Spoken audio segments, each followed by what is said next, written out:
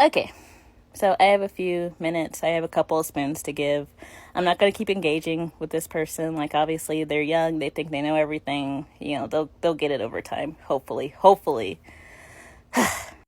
Okay, here's the thing.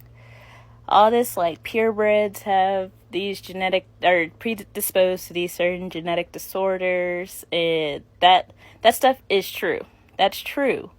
But the story does not end there. That's where preservation breeders come into play. That's where health testing comes into play. The story doesn't end there.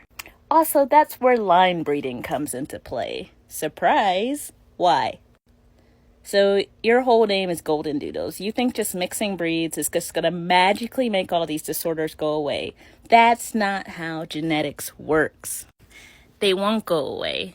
In fact, they'll spread out of control, and we won't even be able to look at the breed to know what is or isn't, or what a dog might be predisposed to. This is why we really don't like things like putting merles and poodles or crossbreeding Frenchies with everything, because we know what to look for. When you start crossing them with everything, now we have no idea what's going on. In fact, that even happens within the same breed when you outcross from your lines, when you bring in somebody that's not from a kennel. Does that mean inbreeding occurs? Yes, inbreeding occurs, but domesticated animals come from inbreeding, and I'm not going to go deep into that. That's why you have to study genetics. I'm not going to go deep into it. Just learn about line breeding. Learn why we do line breeding. What I will say about it is this, and I hope you can understand this. So, okay, let's say I've been breeding dogs for 50 years. I know my lines. I've watched these dogs become adults. I've watched dogs from birth to death. I know what shows up in my lines. There are no surprises. Nothing surprises me.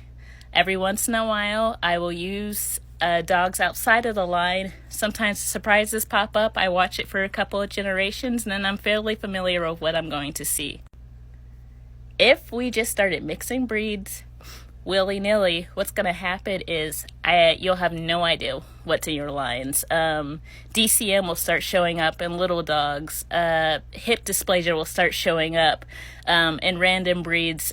These rare, seemingly rare genetic disorders that we can deal with in pure breeds and health test them out will all of a sudden be showing up anywhere, and we'll have no idea because we don't know what the lines are. We don't know what it's mixed breed with. We don't know where the genetics are coming from. It'll just be M&Ms of health problems. It's not a solution.